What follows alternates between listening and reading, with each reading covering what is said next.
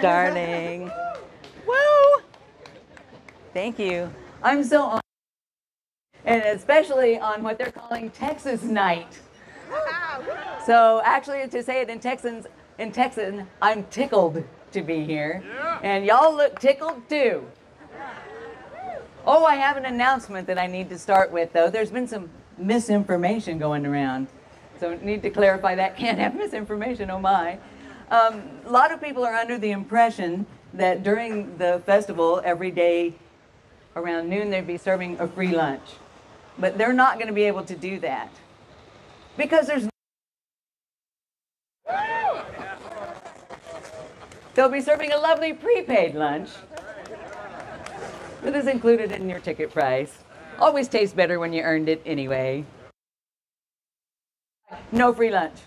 No such thing. No such thing. Also, I want you to know that everything I may say this evening has already been pre-bunked. Widely, never narrowly. Widely pre-bunked. You know, I never even heard the term debunk until a few years ago, and it makes no sense to me. Because bunk means BS, right? A load of bunk is a load of bull. So debunked means not bull. Means not BS. And I think that's how they're going to get us. When we come to them and say, hey, that thing you debunked was 100% true, they're going to go, yeah, and that's what debunk means. It's not our fault if you misunderstood. So, oh, those sneaky SOBs. And by SOB, I mean sons of bureaucrats. And, like I brought my notes so I wouldn't lose my place. There's one thing I used to hear all the time that I don't think I've heard in years. Used to be, if somebody said something that ticked you off, because we used to get pissed off. They'd say something that you didn't like, and you'd say, hey, hey, hey, that's not cool. And they'd go, it's a free country. And you're like, damn it, it is a free country. Where did It's a Free Country go? What happened to It's a Free Country? We need to start saying it. If we make our own reality, even a smidge, we need to say it's a free country every opportunity we get. Even when it doesn't apply, right? Would you like fries with that? It's a free country. Sir, I think you need an oil change. Well, it's a free country. Get on a crowded elevator and push the button. It's a free country. Actually, if you're on a skyscraper, you can't go to the top floors. It's a free country down below. But at the top, it's a very expensive country. I would like fries with that. You would like fries with that? You know, they're trying to make it illegal to hate things. We're going to have to fight for our right to hate stuff. And even the Bible says that we are supposed to love righteousness and hate wickedness. And I do. I hate two things, evil. I love broccoli. And I know there's nothing they can do about it because there's nothing I can do about it. And they say, well, hate can lead to hate crimes. Well, crimes are already illegal anyway. And what about love crimes? What about all the messed up stuff people do in the name of love?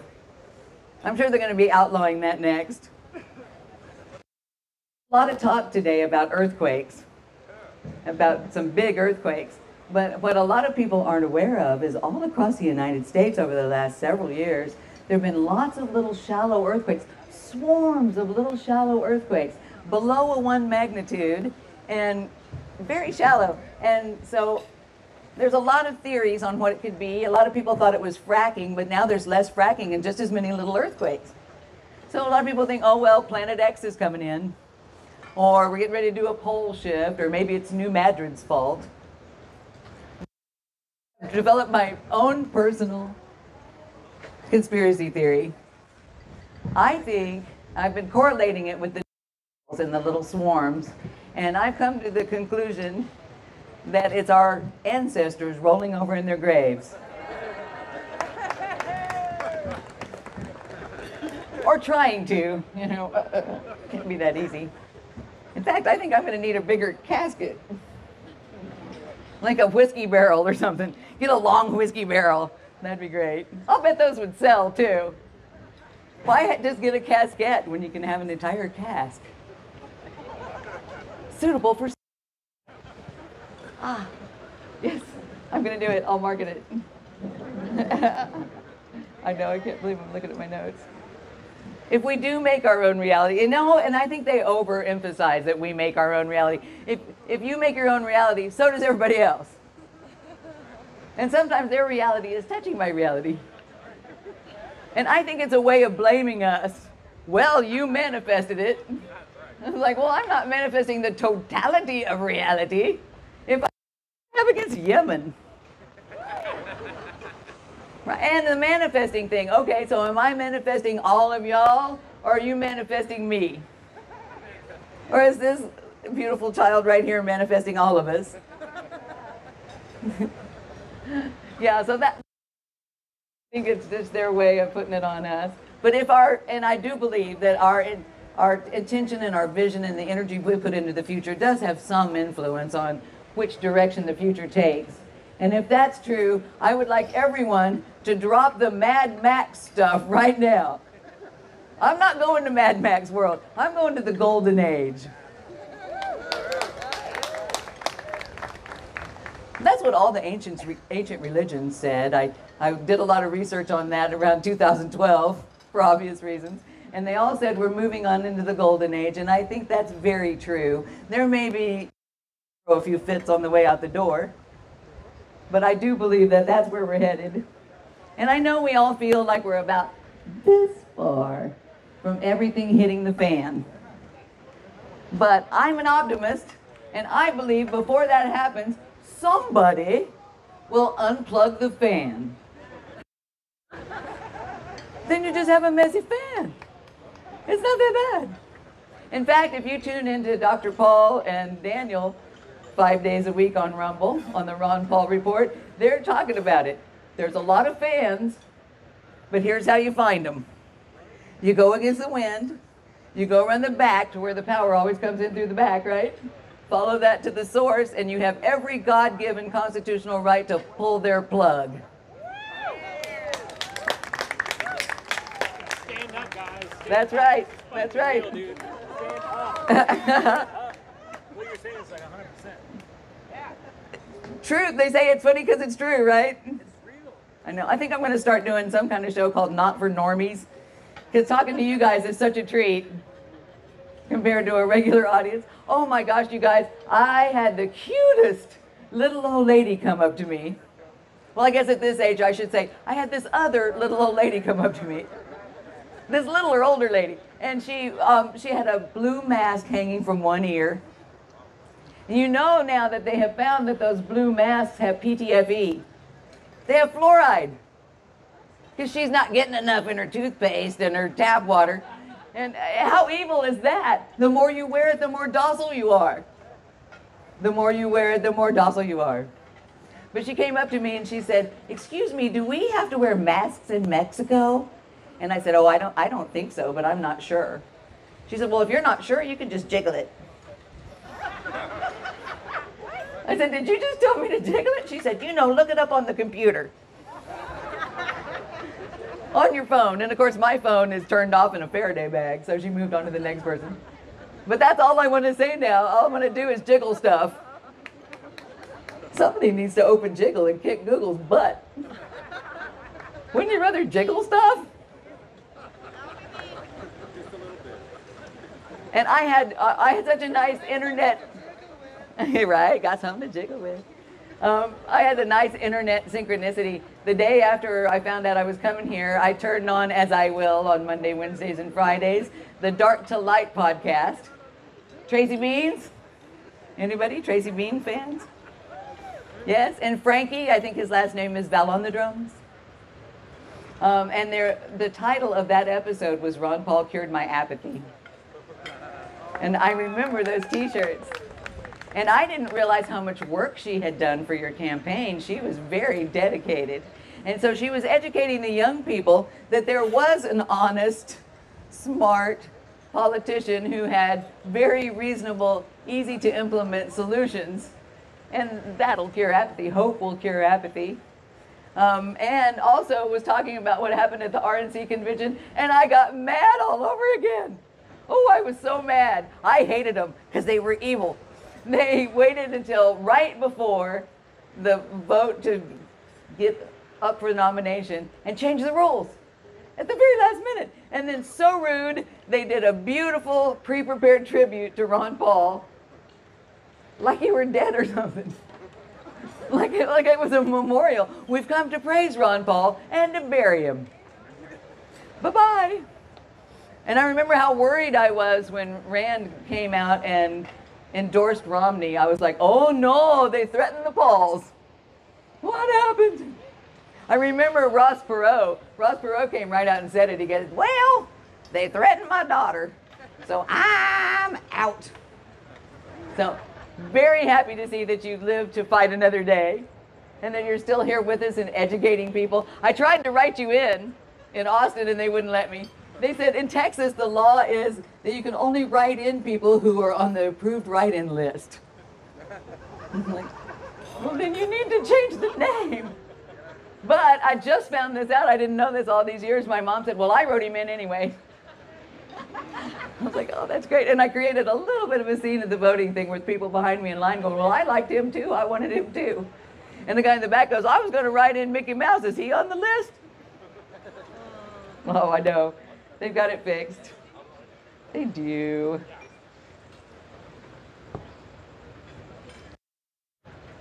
I think that it's getting better and better all the time.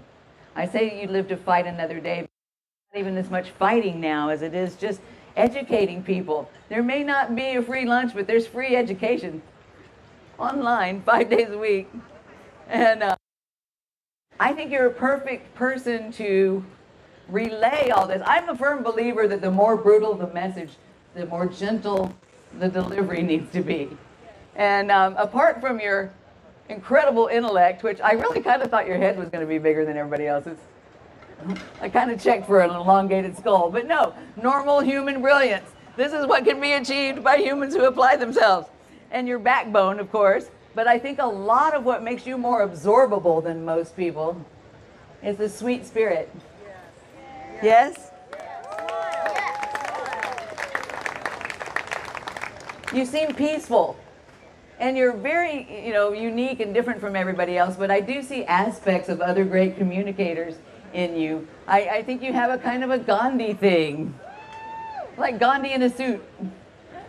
And I see a lot of Wayne and a lot of Will Rogers, quite a bit of Mr. Rogers. Because you got to break it down for the children. And more all the time, Yoda.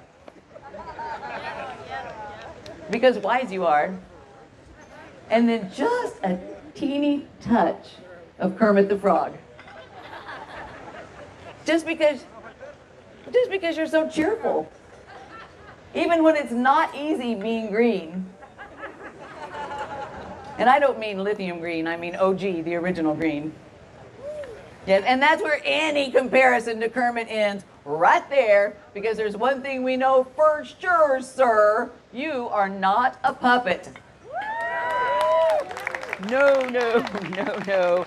No, no, no. Yes, it's very important. Man. I think one of the things that is conveyed in your spirit is that you have an underlying happiness. You're happy. It proves that people can know about all the bad stuff that's going on in the world and still be happy anyway. Super important. I think a lot of people are afraid to be happy. There's people who are afraid if they're happy, something bad will happen to them. Right? Because I was just too happy. And then there's a lot of people who feel guilty for being happy and having joy when there's so much suffering in the world. But you know what balances out suffering? More suffering? No. Joy. Joy is the only thing that balances out suffering. I think it's our duty, if we have an opportunity to be joyous, that we take it. Oh, there it goes. That we take it and we savor it, because that's what gets us through suffering, is memories of joy and hoping for future joy. So, oh, thank you. So, you're so awesome. So I believe it's important that anytime you have a chance, like tonight, is this a joyous night? Isn't it lovely? It's so swell. See, see, what I did was, I know what I want to say, but I changed the order at the last minute. So I brought Elvis up here so I'd be able to find my order. Okay, I'll find me. I saw something the other day. I think it was Steve Bannon posted on Getter. He said, we need to forgive everybody. And I was like, everybody? Do we have to forgive the New World Order? Do we? I mean, I started thinking about it. Okay, how could I conceive of? And I thought, well, they were obviously selectively bred for meanness. And they were raised by mean families. God only knows what they did to them as children. And they're under a whole lot of pressure. Their families have been ruling this planet since, well, we don't know because they write the history books. They've been ruling this planet since Tartaria. And they are going to lose it in this generation. It's the revealing of secrets. Yeah, we got your emails, suckers. Yeah, with the whole world being in touch with each other and all of us going, well, those are the same jerks that are screwing us over. Hey, us too, us too, us too. They're not going to maintain it. And I can just hear the arguments. Your great-grandfather knew how to control the masses, but his read and write. Mine have Twitter. These days you're so spoiled. You know what he would have given to have spy satellites and spy phones and spy appliances? If he knew what the peasants were thinking, he couldn't look at their Alexa transcripts. He had to send a guy with big ears down to the tavern. You're so spoiled. Oh, a harp coming in. How wonderful. So, Colin is going to be amazing here in a minute doing his thing. See if I can find through my wet notes. This is what I was concerned about. So, I believe that people are basically good. We are delightful. We're loving. We're sweet. We're giving. We're creative. We sing and dance and we decorate everything. And in general, people are good. And the New World Order seems to not like the human race. I think they're human racists. They've been fighting us against each other to the death for centuries now. And I think that's coming to an end too. When Afghanistan fell, and I saw all these soldiers over the 20-year period who had been fighting in Afghanistan, and they were posting all these videos, and they were just bereft. They were saying, oh, you mean we fought and killed and died for nothing? And I was like, oh my God, you didn't know that? Is that we're helping. We're here to free you, from your homes and your bodies. Yeah. War is not helping. It's evil. And people are good. And that's how we know that corporations, people. If you work for a corporation, you have a fiduciary responsibility to put their profit above everything else. Above the humans, above the earth, above the animals, above everything. And if you do something evil to achieve that goal, you have limited liability and you don't go to jail. Do you go to hell? I don't know. I don't know. I didn't used to believe there was a hell. Oh, can you hear me better now? Oh, wow. I didn't used to believe there was a hell. I thought they made it up because they didn't have enough police.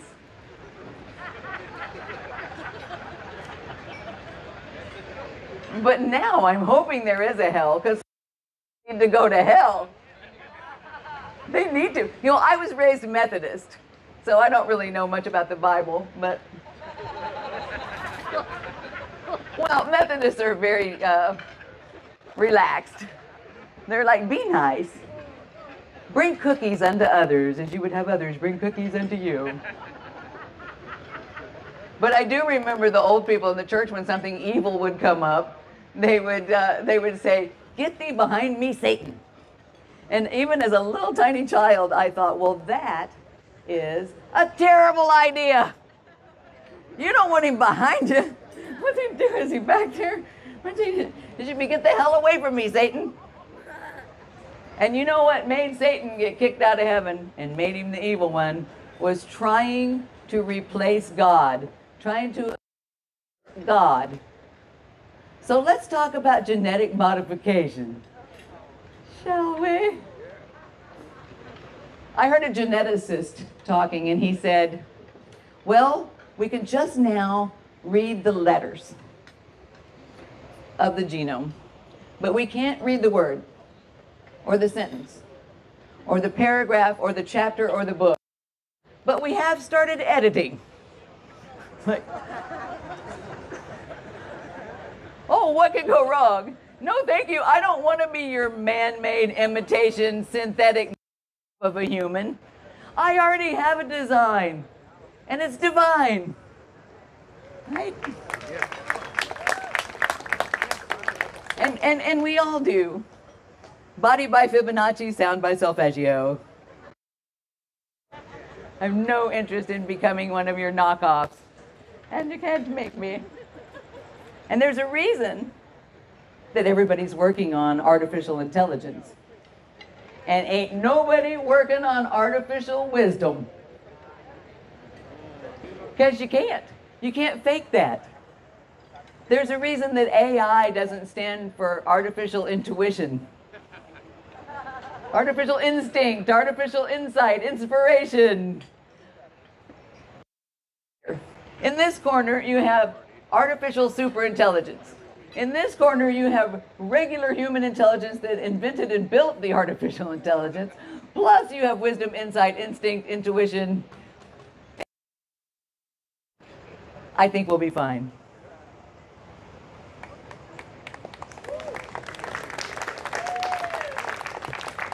They can't get us. One thing we do need to do, and as soon as possible, is free the doctors. They're not free, and I don't mean they're expensive, that too. But doctors, I don't think most people realize how controlled they are by standard of care and protocol and all of this. They're not allowed to just do whatever they want. You think people are going to be mad when they find out that they blocked hydroxychloroquine and ivermectin? Wait till they find out about cancer cures. How many centuries have they been blocking that? And it's going to be such a shock to people because most people in the Western world are born into a doctor's hands. And then the hospital tells the mother when they can hold the child, when they can feed the child. They put it in with that day's crop and therefore establish their authority. And then for the rest of your life, it's doctor's orders. Don't take a vitamin unless you consult your physician, who knows nothing about vitamins. And probably the most profitable idea that they came up with is, do you have a doctor's note? Because I don't know about Mexico, but in the U.S., if you are working or going to school and you feel like you'd like to lay down for a couple of days, you have to pay $100 for permission to lay down. Yep, and if you don't get it, you ain't laying down. So I don't know how many people know that Dr. Paul was an OBGYN and delivered over 4,000 babies in his life. So over 4,000 humans were born into Dr. Paul's hands, and that's a good thing. I'll bet you blessed them all. And how can you not believe in miracles when you see that much life coming into the world? Even after he started working as a rep, he would still fly back to Lake Jackson and bring a bunch of new humans into the world, and then fly back to Washington and try to make the world better. back and forth. One of the coolest things they discovered recently when they started doing in vitro fertilization and having a bunch of eggs and then fertilizing them all at once was that on the moment of fertilization, there's a spark. Did y'all heard this? Why aren't they telling us these things? There's a spark at conception. And of course, the doctors call it a potassium flash. They say that the brighter the flash, the more viable the fetus is. Now, there's a man from Lake Jackson that tells the most beautiful story, kind of scary and beautiful at the same time, I guess. He took his wife to a different doctor, and in 1971, and that doctor told the wife that she had a tumor in her uterus and she needed to have it removed. So they came to Dr. Paul for a second opinion, and he examined her and came back and said, well, you know, that tumor they wanted you to remove has 2 arms and 2 legs, and you're pregnant. And that April delivered a beautiful baby girl who became famous worldwide by her first name alone, Selena. Dr. Paul delivered Selena, and her fans discovered that, didn't they, during the 2012 campaign? And they came to him, oh, you delivered Selena. He goes, well, it's plausible. I delivered a lot of babies. I'll bet that is a job where you get a lot of appreciation when delivering babies. You get a lot of thanks. And a lot of people believe that being an honest politician is a thankless job. But I'll bet that's not even true. I'll bet you are thanked profusely on a regular basis. I know everybody here is thinking, if I get a chance to thank him personally, what could I possibly say that would be original? Right? Because you want to say something that hits, that they remember, that's different. And in English, there's not much to choose from. There's thank you, and I'm so grateful, and you're my hero. Ron Paul, you rock. Ron Paul, you're awesome. And in my experience, it seems like the people who are the most giving are not the best receivers. They're not as comfortable receiving. And if you're doing good things for the world, like most of you here tonight are, you're going to be thanked on the regular. You're going to get a lot of gratitude. And maybe we should have some kind of round table. Because it is a skill. And there's not a lot to choose from on your welcome. There's your welcome.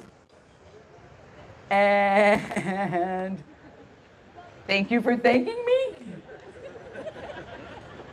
There's not much to choose from. I went to thesaurus.com because there's no other word for thesaurus. Or art. And out of the 6 synonyms that they have for you're welcome, 5 of them are basically, no, don't thank me. No. So maybe none of us are very good at receiving gratitude. Maybe that's just a human condition. But they had, forget it. It's nothing. The only good one, which can't always be used because it's not always true, my pleasure. Yeah. No problem, no worries, and one that I suspect is British, not at all. You should try that out tonight, just for some variety. Not at all. So I tried to imagine you using these. Dr. Paul, I've learned so much from you. Forget it.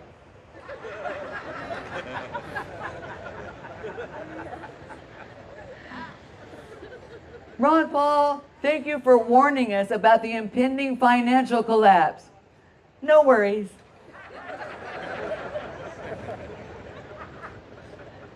Ron Paul, thank you for defending the Constitution. It's nothing. What? But it's everything. And then I looked up thank you, and thank you is even worse. It says in the description an expression of gratitude, but when you look at the synonyms, it says thanks, which is the same thing.